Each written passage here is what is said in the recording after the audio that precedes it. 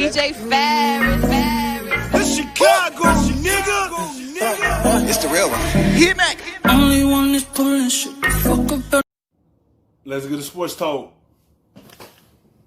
First time here on The Jump on this date in 2019, Kevin Durant ruptured his Achilles in Game 5 of the Finals in Toronto. Now, since then, he joined the Brooklyn Nets. He's been out all season rehabbing. But, Richard, what if KD had just sat out that game and the rest of the Finals? Would he still even be in net? Would we have not gotten to a Game 6 where Clay got hurt? What do you think?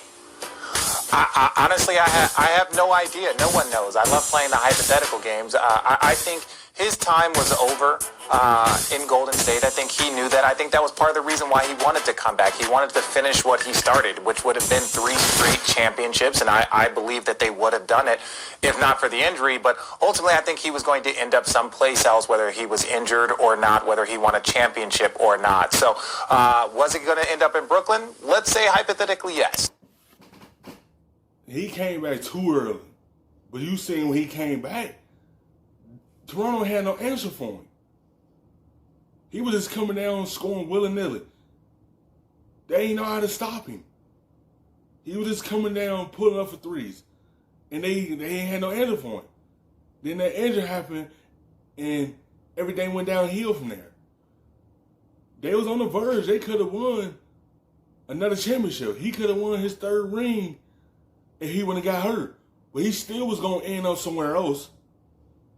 He just felt out of place in Golden State. He went there for a championship. You know the reason why he was there. It wasn't there to be long-term the rest of his career. He went there for one thing, and that's to win championships. He just felt like that's not home for him. He just felt out of place with them. And you could tell at that time when him and Draymond collided, you could tell it was something there. It just couldn't show on the floor. But off the floor, it was a different situation. When it comes to game time, they know how to put their differences to the side and go out there and win games. But you could tell he wanted that to be his team. Today? Yeah, I would say I think nothing changes. 2 championships, 2 finals MVPs. I myself have suffered an Achilles injury, and I love playing the game of what if, could I, would have it worked out? But ultimately, I think he did what he wanted to do. He won at a high level. He was a champion at the highest level, finals MVP, as I mentioned. So I think he would have still ended up in Brooklyn. I'm not probably going to read too much into this. I think it was a valid championship for Toronto, but you know, I think agree. the cards, it was a valid championship for Toronto, so I think everything happened for a reason, and he has a nice new home in BK. I definitely agree on Toronto. The only question I guess I have is there was so much going on last season, right, about is he really part of the team or not, and how much did they, quote, really need him or not? If he misses the whole finals, if they do still lose to the Raptors, as I think they would have that have changed the dynamic, the feeling both inside the locker room and among the fan base that, hey, we really did need KD in a way that people were questioning the entire previous season before? I don't know if that would have changed his mind or not. We will never know. All right, guys. Last night, we were treated to a video of Ja Morant throwing down. This was an absurd windmill alley-oop during a pickup game. His head was above the rim during the wind-up. Chinny, do you think that Ja has Rookie of the Year all locked up at this point? What do you think? I think it is likely that Ja Morant will win Rookie of the Year 17 and I think like 7, and what he's been able to do for Memphis, we did not count them in at all. And now the rest of the second. They didn't. Coming to the season, they did not have Memphis in the playoffs.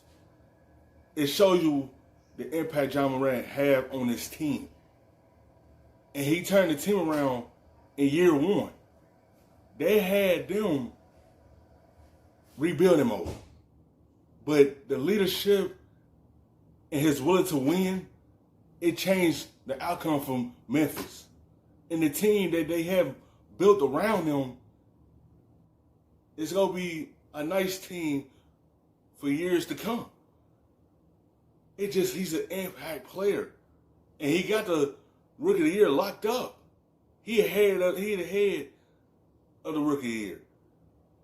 Yes, I know Zion came and had an impact for the Pelicans, but Zion been had that locked up from the jump because of what he's doing on the floor, and plus he have his team in the AC. That's why he have it locked up, because his team's in the playoffs, and that's why he's gonna be Rookie of the Year. Second half of the season, which we're so lucky to have, we're like, wow, they're likely to be in the playoffs. Like, this is great. So that was the best case outcome for him. My question mark is Zion Williamson. When will the voting take place? Because if he comes back, you know, they've had two different timelines, but when they both started, they were killing in the league. So if Zion comes back, makes an impact, we get to the playoffs, we haven't voted yet, and the Pelicans are on a roll, which means it's a lot of adversity what they'd have to overcome from the standings. And if Zion really does it, I think the narrative can be a little dicey. I still think the odds are in Ja's favor, but if Zion, based on the voting, has an opportunity to prove himself, I can see how people are maybe changing their vote. But I don't think it's going to happen. Yeah, you got only because, and again, there's been so many things. There's two people that were surging. It was LeBron James in the MVP race, and it was Zion Williamson in the Rookie of the Year race. And so, like, you were supposed to finish this season and see how they were to finish, whether it was Bron versus Giannis, whether it's Zion versus Ja. I think breaking this up is very, very difficult. You're not going to be able, if you were the front runner for the MVP as close as it was, I think it's most likely you're going to end up that way, and I think it's the same for Ja.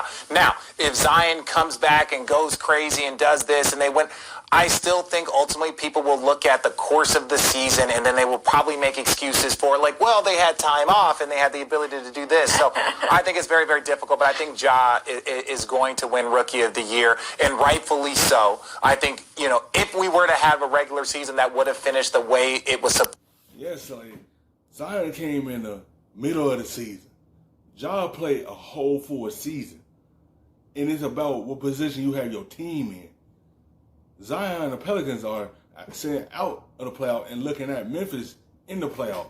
It's about what impact you have on your team. Zion having a big impact for the Pelicans. Ja having a big impact for the Grizzlies. But he played a whole full season. That's why I feel like he's going to finish and get that Rookie of the Year. To. I think the argument would have been greater if Zion would have been able to get his team into the postseason, which it did not happen. Memphis is the youngest team in basketball, and he was able to make it happen. So I agree, Richard. Well, we'll see if the Pelicans knock Memphis out of the playoffs. That might be a whole other discussion, but we're not having that quite yet. Thanks for watching ESPN on YouTube.